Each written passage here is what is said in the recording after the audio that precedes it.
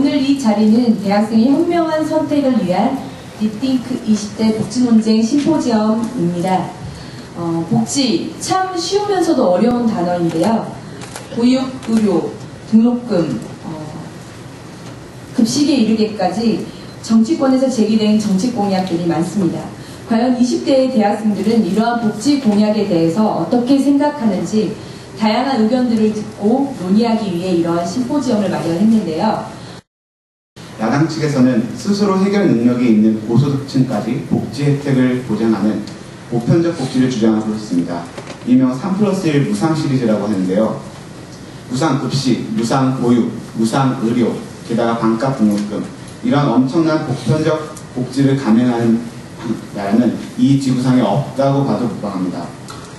여당 측에서는 한국의 복지 모델로서 일부 유럽 복지국가를 제시하는데요. 단순히 1인당 GDP만 비교해 보았을 때도 한국은 그러한 유럽 복지국가의 2분의 1 수준밖에 되지 않습니다. 2010년 IMF 기준으로 스웨덴은 1인당 GDP가 48,875달러, 핀란드는 44,489달러인 반면 대한민국은 25,591달러밖에 되지 않습니다. 1962년 아르헨티나의 1인당 GDP는 1,149달러, 대한민국은 104달러였습니다. 그러나 2010년 기준 아르헨티나의 1인당 GDP는 9,138달러, 대한민국은 25,591달러입니다. 우리나라보다 10배 이상 잘 살던 아르헨티나의 경제 수준이 불과 50년 만에 우리나라의 2분의 1 수준이 된 겁니다. 이유가 무엇일까요? 과도한 복지정책 때문입니다. 아르헨티나의 경우 1900년대 이후 인기 영합성 정권이 이어지면서 과도한 복지와 선심성 정책이 남발되었습니다. 그로 인해 경제가 추락하기 시작했죠. 비단 아르헨티나뿐만이 아닙니다. 야당이 주장하는 보편적 복지 정책을 유지해오던 그리스 역시 포퓰리즘에 의한 과도한 복지 정책으로 인해 국가 부도를 겪고 있습니다. 그리스의 정치인들은 연금 예산을 줄이라는 EU의 권고를 무시하고 무리한 복지 정책을 공약으로 남발했고 공적 연금 기금을 운영하는 회사들의 적자까지도 모두 정부가 메워줬습니다. 그 후 지금에 와서 그리스 정부가 IMF와 EU의 지원을 받으면서 뒤늦게야 긴축 재정을 시도하자 그리스 국민들의 반발을 사고 있습니다. 당연합니다. 국민들에게는 이제껏 공짜로 주던 빵을 더 이상 안 주겠다는 말로 들리니 단기적 시각으로 판단했을 때 정부가 악역이 된 것이죠. 이러한 현실이니 재정은 줄여라 하는데 정작 줄이지는 못하고 있고, 즉 그리스 같은 주요 복지 선진국들이 우리보다 보편적 복지를 먼저 경험하고 그에 대한 부작용을 겪고 있는 것입니다. 이러한 국가들의 사례를 보면서도 야당은 포퓰리즘에 의한 무상 복지 정책을 주장하고 있는데요. 우선 가장 뜨거운 감자인 반값 등록금부터 이야기해 보도록 하겠습니다. 민주당이 주장하는 반값 등록금 정책의 가장 큰 문제점은 퇴출 대상이나 성적이 일정 수준 이하, 퇴출 대상 대학이나 성적이 일정 수준 이하인 학생에게도 등록금을 보조해준다는 것입니다. 현재 우리나라에는 입학 정원도 채우지 못하는 4년제 대학이 전국에 77개나 있습니다. 직업교육의 목적인 전문대의 졸업자 취업률도 54%에 불과합니다. 이러한 부실 대학들에게까지 지원금이며 등록금이며 장학금까지 정부가 모두 보조해 줄 수는 없습니다. 따라서 우선 교육의 질이 떨어지는 대학들부터 구조 조정을 하고 반값 등록제 카드를 내밀어야 합니다. 그래야만 정말 필요한 곳에 등록금이 지원되고 정부 예산도 낭비가 되지 않을 것입니다. 현재 취업 후 등록금 상환제도는 학생의 성적이 평균 B학점 이상일 것을 기준으로 하고 있습니다. 그런데 야당은 이 기준을 C학점 이상으로 내리자고 말하며 일부는 반값 등록금 정책에 대해 성적 제한 자체를 철폐하자고 주장하고 있습니다. 등록금을 대출해주는 의미 자체는 형편상 학업에 집중하지 못하는 학생들이 학업에 충실할 수 있도록 도와주자는 것인데, 기준이 출석만 잘하면 받을 수 있는 C학점 혹은 어떤 조건도 없다면 그 어느 대학생이 학업에 충실할 수 있겠습니까? 학업에 충실하겠습니까? 민주당 반값 등록금 정책의 또 다른 문제점은 재원 조달 방식인데요. 민주당은 5천억 원의 추가 경정 예산 편성, 교육재정 확대법 등의 방법으로 재원 확보책을 내놓고 있습니다. 결국 반값 등록금 정책의 시행을 위해서는 증세가 불가피하다는 점을 인정하고 있는 건데요. 또한 4대강 사업에 투입되는 예산과 같은 기존 예산을 축소하자는 의견도 있는 것으로 알고 있습니다. 기존 예산 축소를 통해 얻어지는 예산의 경우 복지정책을 겨우 1, 2년 정도 유지할 수 있는 금액밖에 되지 않습니다. 즉 미봉책일 뿐입니다. 그 다음 무상급식에 대해서 얘기해 보겠습니다.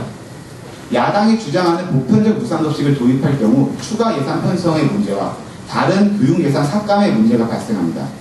현재 우리나라 전체 학교의 99.8%인 11,225개의 학교에서 급식을 실시 중이며 2009년도 기준 전체 학생의 13%인 97만 명에게 이미 무상급식을 제공하고 있습니다. 2011년도 추가 소요 예산만 해도 1조 8,119억에 달할 것으로 추정되고 있습니다. 서울시 교육청은 올해 무상급식에 1,162억 원의 예산을 배정한 반면 학교 시설에 들어갈 예산을 대폭 축소시켰습니다. 특히 영어 전용 교실 설치 예산은 지난해 30억 5,600만 원을 편성하였으나 올해는 전액 삭감되었습니다. 경기도의 경우 올해 급식 예산을 지난해 대비 1,432억 늘린 2,380억 원을 배정하면서 맞벌이 부부를 위한 가정보육교사 지원금 9억 8천여만 원을 전액 삭감했고요. 무리하게 무상급식을 예산을 늘리면서 급식 의외의 영역을 포기하게 된 것입니다. 배부른 돼지가 되기 위해서 배고픈 소크라테스가 되기를 포기했다고 말할 수 있겠습니다. 교육 예산의 축소는 국가교육 전체의 질적 저하를 초래하게 될 것이며 무상급식의 전면 확대는 현재 재정 여건상 어려울 뿐 아니라 무상급식 범위를 급속하게 확대할 경우 급식의 질적인 저하로 인해 학생들의 건강에 위협받을 가능성이 있습니다. 다음은 무상보육에 대해 말해보겠습니다. 민주당은 현재 차상위 계층 또는 30%를 제외한 하위 70%에게만 지원을 해주는 무상보육을 만 5세 이하의 모든 어린이들에게 보육비용 전액을 지원하는 쪽으로 바꾸자고 주장하고 있습니다. 그러나 어린이들에게 무상보육의 혜택을 제공하는 것보다는 우선적으로 보육시설의 개선, 교사의 처우 개선과 전문성의 확립이 중요하다고 생각합니다. 즉, 무료교육보다는 교육의 질을 우선적으로 해결해야 된다는 말입니다. 다음으로 무상의료 이야기해보죠. 민주당의 무상의료안은 모든 사람들이 어떤 질병에 걸리더라도 1년에 100만원 이상은 부담하지 않도록 하자는 이른바 100만원의 개혁이 건강보험 개혁의 목표로 제시되기도 하였습니다. 건강보험 보장 수준을 획기적으로 높이기 위하여 건강보험료 인상에 대한 국민적 동의를 만들어가자는 취지의 건강보험 하나로 운동도 추진하였습니다. 여기에서 민주당은 향후 5년간 단계적으로 이번에 건강보험 보장률을 90%까지 높이고 진료비 본인 부담 상한을 100만 원으로 낮추어 실질적 무상의료를 실현하는 것을 목표로 제시하였는데요. 물론 이러한 정책으로 인해 병원 문턱이 낮아질 것은 분명합니다. 하지만 국가보건서비스라는 제도를 통해 무상의료를 실시하는 영국에서는 수술이 급한 환자도 대기자 명단에 올린 뒤 몇 달씩 기다려야 한다는 거 알고 계십니까? 응급실에 구조 요청을 해도 몇 시간 지나서야 구급차가 도착을 합니다. 거의 모든 진료비가 세금으로 충당되다 보니 병원이 비효율적이고 관료적으로 운영돼 의료 서비스의 질이 크게 떨어진 것입니다. 우리나라의 예를 들어볼까요? 2006년 노무현 정부 당시 6세 미만 아동의 입원비를 면제한 적이 있습니다. 이 정책이 실시되자마자 0에서 5세 아동의 입원 횟수가 2005년에 비해 11.7% 증가했고요. 결국 당시 복지부가 의료 이용 증가를 감당하지 못해 실시 2년 만에 제도를 폐지했었습니다. 입원비 하나도 감당을 못하는데 어떻게 모든 의료 서비스를 무상으로 하겠다는 말입니까? 이러한 전면적 무상 정책들을 시도했을 때 우리나라는 현재 20%의 조세 부담률을 유럽 선진국처럼 45%에서 50%까지 올려야 합니다. 지금 이 자리에 앉아있는 대학생들과 자라나는 아이들이 경제활동을 시작했을 때는 지금 우리 부모님이 내는 세금의 2배, 3배 또는 그 이상을 내야 한다는 이야기입니다.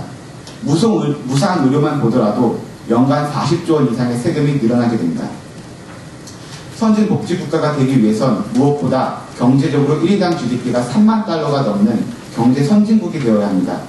이를 위해선 우리 경제의 잠재 성장률을 높여야겠죠. 불우한 국민을 단순히 경제적으로 지원해주는 것은 진정한 복지정책이 아닙니다. 구걸하는 사람의 깡통을 차버려라 라는 말이 있듯이 스스로 자활해야 하고 할 수 있는 사람들에게 자활 의지를 심어주고 그 길을 알려주는 것이 진정한 복지입니다. 물론 자활에 성공하기 전까지는 기본적인 생활을 할 수 있도록 도와주어야 합니다. 국민이 복지 서비스에 의존적이게 되면 국가의 경제 상황에 따라 삶의 질이 달라질 수 있습니다. 현재 시행되고 있는 직업교육의 강화와 4대 보험의 내실화 등의 정책으로 국민의 삶에 실질적인 변화를 줄 수 있어야 합니다. 손학규 민주당 대표는 2000년에 출간한 진보적 자유주의의 길이라는 책에서 본인의 복지 철학을 다음과 같이 밝혔습니다. 복지 정책은 자기 혼자 일어설 수 없는 사람을 대상으로 하는 것이지 능력 있는 사람을 나태하게 하고 뼈 빠지게 열심히 일해서 게으른 사람을 먹여 살리는 제도가 되어서는 안 된다. 이러한 철학을 가진 정치인이 대표로 있는 민주당이 지금 엄청난 사회복지 지출을 요구하는 무상복지를 주장하고 있습니다. 포퓰리즘에 기반을 둔 복지 정책의 결과로서 국가 경제가 위기를 겪을 수도 있다는 점, 그 위기가 왔을 때 결국 가장 고통받는 것은 국민이라는 점에서 복지 정책은 선별적으로 시행되어야 합니다.